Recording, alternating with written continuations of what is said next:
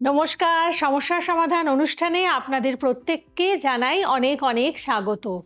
সমস্যা যদি থাকে তার কিন্তু নিশ্চিত সমাধান নিশ্চয়ই কিছু থাকবে। আর সেই সমাধান জেনে নেওয়ার জন্যই এই অনুষ্ঠানের সাথে আপনাদের থাকতে হবে।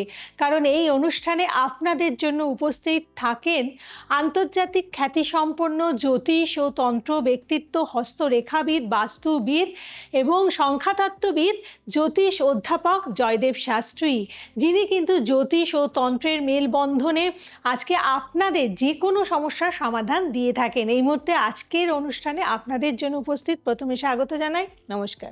নমস্কার। জয় শ্রী ঠাকুর রামকৃষ্ণ, জয় শ্রী ঠাকুর রামকৃষ্ণ, জয় শ্রী ঠাকুর রামকৃষ্ণ। সমস্যার সমাধান অনুষ্ঠানে আপনাদের সবাইকে স্বাগত জানাই। আমি কথা বাড়াবো না, কারণ আমাদের কিন্তু অনেক কোয়েশ্চেন অ্যান্সার আছে এবং সেই কোয়েশ্চেন অ্যান্সারেই আমরা চলে যাব। ঠিক। আপনাদের তরফ থেকে অনেক অনেক প্রশ্ন বা অনেক অনেক জিজ্ঞাসা থাকে। আসলে সেই জিজ্ঞাসা বা প্রশ্নের উত্তরগুলো আমরা কিন্তু আপনাদের এই অনুষ্ঠানে দিয়ে দিই। তো রাক্ষস, নর এবং দেব এই ৩ গণের কথা আমরা জানি। কিন্তু এই ৩ সত্তার মূল পার্থক্যটা কোথায়? এটা কিন্তু আমরা জানি না। নিশ্চয়, নিশ্চয়, নিশ্চয়, নিশ্চয়ই। আ দেখো, আ সনাতন, সনাতন শাস্ত্র মতে সৃষ্টির মধ্যে প্রধানত ৩ ধরনের চেতনা সম্পন্ন জীবের কথা বলা হয়েছে। একটা হলো দেব, নর মানে মানুষ, এবং রাক্ষস মানে অসুর। তো এদের মূল পার্থক্য গুণ বা স্বভাবে।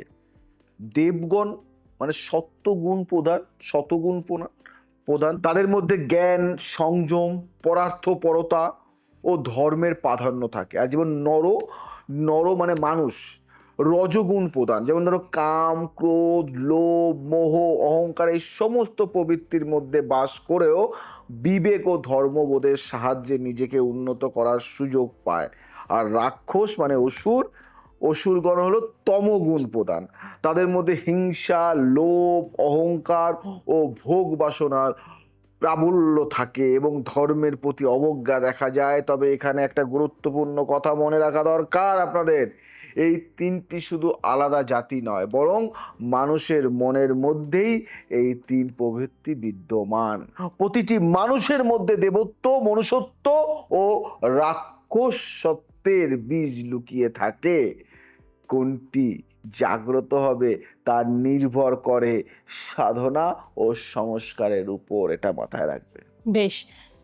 তাহলে রাক্ষস বলতে শাস্ত্রে ঠিক কি বোঝায়? আর তারা কি সবসময় খারাপ হয়? আচ্ছা, আচ্ছা, আচ্ছা, আচ্ছা, আচ্ছা। তুমি খারাপ বলছো তো। দেখো, রাক্ষস শব্দ শব্দ যেটা আমরা বলি, রাক্ষস শব্দটি এসেছে রক্ষ মানে ধাতু থেকে, যার অর্থ রক্ষা করা। কথিত আছে ব্রহ্মা যখন সৃষ্টি করলেন তখন কিছু প্রজা বললেন, আমরা একে রক্ষা করব, রাক্ষামা। তারাই হলেন রাক্ষস। আর কিছু প্রজা বললেন, আমরা একে যক্ষভাবে পূজা করব, তারা হলেন যক্ষ। তবে সময়ের সঙ্গে রাক্ষস শব্দটি এমন এক শ্রেণীর সত্তার প্রতীক হয়ে ওঠে যারা তমগুণের বশে হিংসা, ভোগ ও অহংকারে ডুবে থাকে। কিন্তু শাস্ত্রে সব রাক্ষসকে এক পাল্লায় মাপা হয়নি। পরম বিভীষণ রাক্ষসকুলে জন্মেও পরম ধার্মিক ছিলেন। রাবণ নিজে মহাজ্ঞানী, শিব ভক্ত ও বেদজ্ঞ পণ্ডিত ছিলেন, কিন্তু অহংকার ও কামের বশে তার পতন হয়। অর্থাৎ রাক্ষস মানে শুধু বাহ্যিক রূপ নয়, এটি একটি মানসিক প্রবৃত্তি যা ভালো মন্দ উভয় দিকেই প্রকাশ পেতে পারে। আচ্ছা, এবারে আমি যে প্রশ্নতে যাব, এবং মূলত আমাদের যারা দর্শক থাকে তারাই প্রশ্নটা করছে যে দেবতারা কি অমর? তাদের সঙ্গে মানুষের সম্পর্কটা কেমন? দেখো, দেবতারা হলো মানে অমৃত, ঠিক না? মানে অমৃত প্রাপ্ত হলেও তারা চিরন্তন অর্থে অবিনশ্বর নন। পুরাণ অনুসারে তাদেরও একটি নির্দিষ্ট কল্প বা যুগ পর্যন্ত আয়ু থাকে এবং প্রলয়ে তারাও লীন হয়ে যান। দেবতারা মূলত পূর্ণ কর্মের ফলস্বরূপ স্বর্গলোকে অধিষ্ঠিত সত্তা। যারা সৃষ্টির নিয়ন্ত্রণ ও রক্ষার কাজে ব্রহ্মাকে সহায়তা করেন। যেমন ইন্দ্র বৃষ্টি ও স্বর্গের অধিপতি, অগ্নি যেমন যজ্ঞের সাক্ষী, বায়ু যেমন প্রাণ শক্তির নিয়ন্তা। মানুষের সঙ্গে দেবতাদের সম্পর্ক অনেকটা পারস্পরিক নির্ভরতার।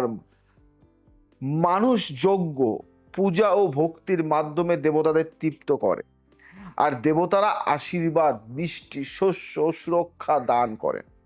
ভগবান শ্রীকৃষ্ণ নিজেই বলেছেন, দেবান ভবতানেন তে দেবা ভাবেন তান বা, অর্থাৎ তোমরা যজ্ঞের দ্বারা দেবতাদের পরিতৃপ্তি করো, দেবতারাও তোমাদের পরিতৃপ্ত করেন। তবে সাধকের চূড়ান্ত লক্ষ্য দেবতা পূজার ঊর্ধ্বে গিয়ে পরমাত্মার সঙ্গে একাত্ম হওয়া, কারণ দেবত্ব শেষ পর্যন্ত সীমাবদ্ধ ও কর্মফলাধীন। তাহলে মানুষ কি দেবতা হতে পারে বা রাক্ষস হতে পারে? খুব দারুণ একটা কথা বলেছো। আমি যদি উত্তর দিই তাহলে বলবো হ্যাঁ। কারণটা হলো এটাই যে মানব জন্মের সবচেয়ে গুরুত্বপূর্ণ বৈশিষ্ট্য, শাস্ত্রে বলা হয়েছে 84 লক্ষ যোনির মধ্যে মানব জন্মই একমাত্র জন্ম যেখানে বিবেক প্রয়োগ করে নিজের গতি নির্ধারণ করা যায়। গীতার 16 অধ্যায়ে ভগবান দৈবী সম্পদ ও অসুরী সম্পদ এই দুই প্রকার স্বভাবের কথা বিস্তারিত বর্ণনা করেছে। যে মানুষ অভয়, সত্য সংশুদ্ধি, দান, দম, যজ্ঞ, তপস্যা, অহিংসা, সত্য, ক্রোধহীনতা, ক্ষমা ও নর্মতার পথে চলে, সে দৈবী সম্পদ নিয়ে জন্মায় এবং কর্মস্য দেবত্বের দিকে অগ্রসর হয়।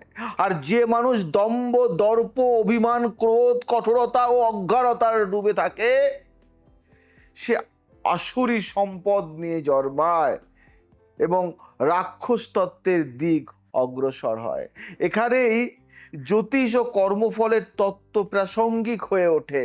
একজন মানুষের এই জন্মের কর্ম ও প্রবৃত্তি স্থির করে সে পরবর্তী জন্মে কোন লোকে বা কোন স্বভাব নিয়ে জন্মাবে। বেশ, তাহলে রামায়ণ ও মহাভারতে দেব, নর, রাক্ষসের এই যে সংঘাত, সেটা কিভাবে চিত্রিত হয়েছে? দেখো, রামায়ণের রাম স্বয়ং নবরূপে অবতীর্ণ ভগবান, আর রাবণ রাক্ষস কুলের প্রতিনিধি। এই দুইয়ের সংঘাত আসলে ধর্ম ও অধর্মের সংযম ও ভোগের সংঘাত। লক্ষণীয় বিষয় হলো রাম স্বয়ং দেবতা হয়েও মনুষ্য রূপে জন্মে মনুষ্যচিত দুঃখ কষ্ট ভোগ করেছেন, যাতে সাধারণ মানুষ তার আদর্শ অনুসরণ করতে পারে। এটাই মর্যাদা, পুরুষোত্তম রামের মাহাত্ম্য। মহাভারতেও একইভাবে দেখা যায় পাণ্ডবরা মানবিক দুর্বলতা নিয়েও ধর্মের পথে অবিচল থেকে এক প্রকার দেবত্ব অর্জন করেন। আর দুর্যোধন দুঃশাসনের মধ্যে আসুরি প্রবৃত্তির প্রকাশ দেখা যায়।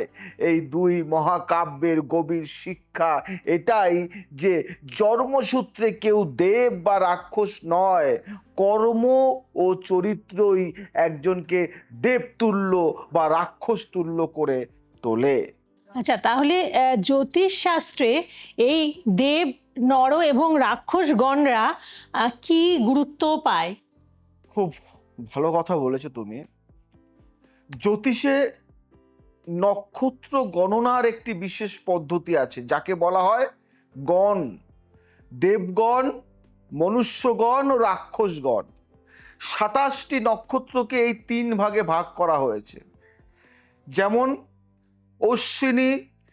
অশ্বিনী, মৃগশিরা, পূর্ণবসু, পুষ্যা, হস্তা, স্বাতী, অনুরাধা, শ্রবণা, রেবতী, এগুলি দেবগণ। আর ভরণী, রোহিণী, আদ্রা, পূর্ব ফাল্গুনী, উত্তর ফাল্গুনী, পূর্ব সাহারা, উত্তর সাহারা, পূর্ব ভাদ্রপদ, উত্তর ভাদ্রপদ, এগুলি মনুষ্যগণ। আর কৃত্তিকা, আশ্লেষা, মঘা, চিত্রা, বিশাখা, জ্যেষ্ঠা, মূলা, ধনিষ্ঠা, শতবিশা এগুলি রাক্ষসগণ। বিবাহের ক্ষেত্রে গণ মিলন অত্যন্ত গুরুত্বপূর্ণ, কারণ এটি দুই ব্যক্তির স্বভাবগত সামঞ্জস্য নির্দেশ করে।